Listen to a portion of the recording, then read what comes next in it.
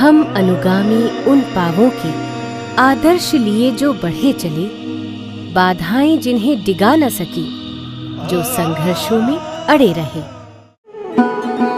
Shri GC. लगन अभिप्रेरणा है समाज को नई दिशा देने की, कर्म पथ पर अग्रसर करने की, जिससे साधारण मनुष्य भी सहज जीवन जी सके।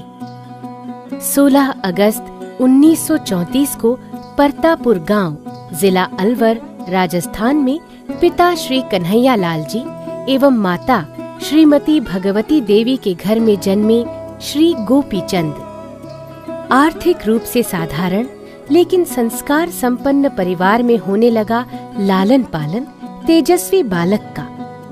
अच्छी आदतें परिवार से ही आती हैं।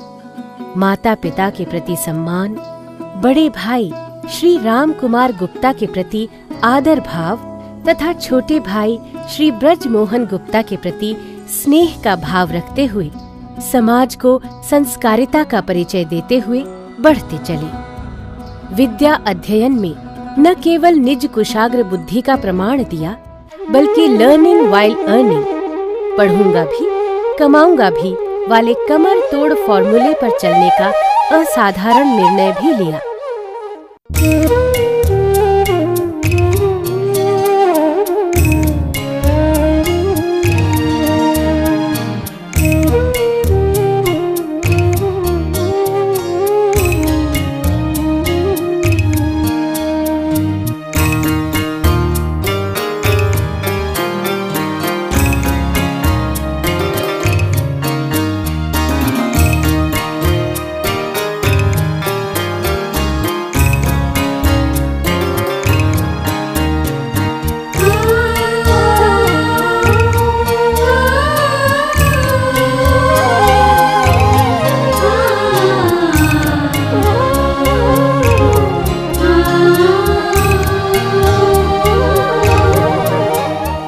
मैं पढ़ूंगा भी और कमाऊंगा भी।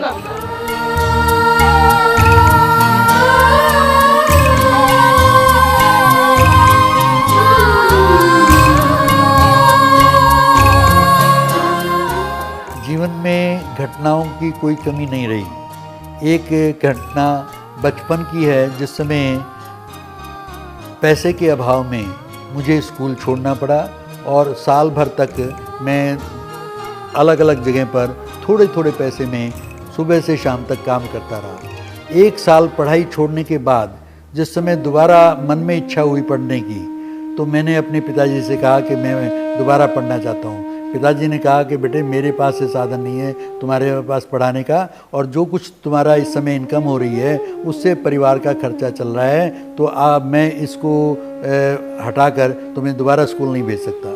उसके जवाब में मैंने कहा कि पिताजी मैं आप चिंता ना करें, पढ़ूंगा भी और साथ में कमाई भी करूंगा। जो कुछ भी मैं कमाई अब कर रहा हूं उस कमाई को सुबह से शाम तक, रात तक भी मेहनत करके वो कमाई आपकी चलती रहेगी, मुझे केवल पढ़ने की इजाज़त दें। तो मेरे बड़े भाई होते थे, उन्होंने मुझे कहा कि अच्छा भैया तुम पढ़ना चाहते हो तो ज़रूर पढ़ो, लेकिन इस बात का ध्यान रखना कि साथ में अपना खर्चा चलाकर परिवार के लिए कुछ न कुछ दे सकते। संघर्ष के रास्ते पर लीक से अलग हटकर चलने वाली परिवर्तनशीलता इन्हें चंडीगढ़ और फिर दिल्ली तक ले आई। मुट्ठी से फिसलते रेत की तरह वक्त पंख लगाकर कब उड़ गया पता ही नहीं चला। और 10वीं पास कर समय और परिश्रम की आग में तपे सोने के समान परिपक्व और अनुभवी युवक के रूप में कदम बढ़ाते हुए 7 जून 1951 को सुश्री कमलेश के साथ पाणी ग्रहण संस्कार हुआ। मित्र सुखदेव सिंह ने आपकी कर्मठता, परिश्रमशीलता को पहचानते हुए लगन की उपाधि दी, जिससे वे गोपीचंद गुप्ता से गोपीचंद लगन हो गए। अध्यापन कार्य अपनाते हुए शिक्षा के जगत में कुछ कर दिखाने का सपना था, जिसे साकार कर दिखाया।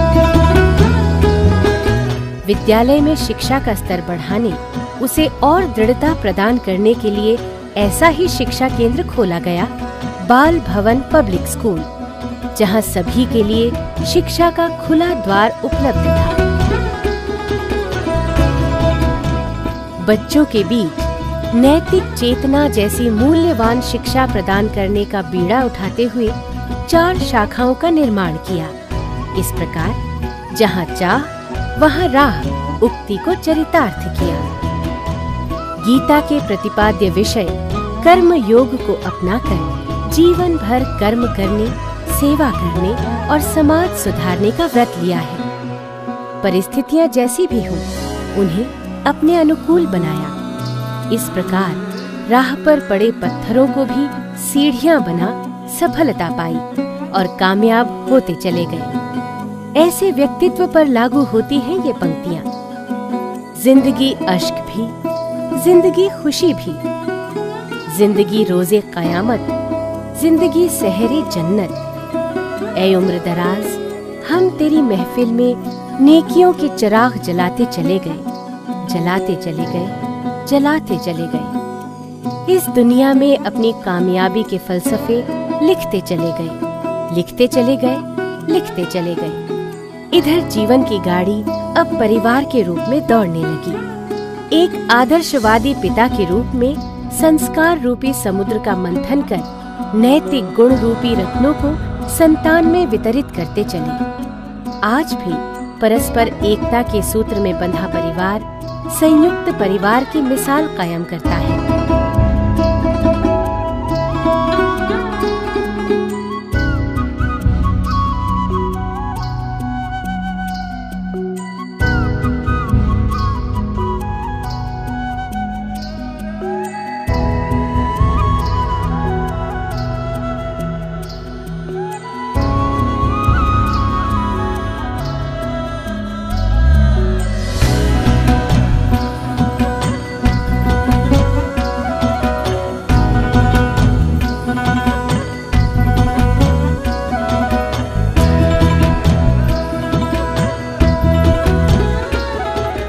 शिक्षा के क्षेत्र में योगदान के फलस्वरूप आपको अनेक पुरस्कारों से सम्मानित किया जा चुका है।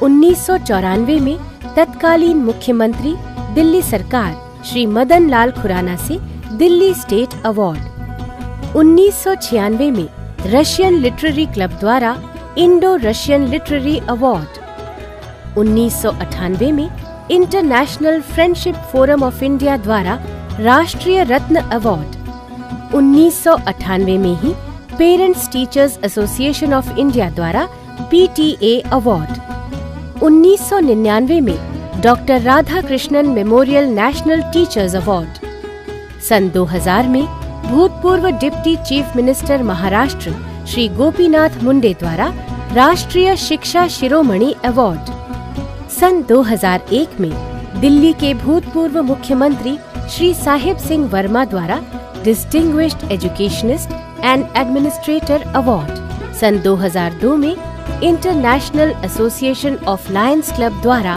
लायंस ह्यूमैनिटेरियन अवार्ड द्वारा सम्मानित किया गया। इस प्रकार इस सेवा कार्य को एक नियमितता और व्यवस्थित रूप प्रदान किया और अब शिक्षा के इन्हीं मूल तत्वों को आगे बढ़ा रहे हैं आपके आदर्शवादी सपूत श्री B.B. गुप्ता।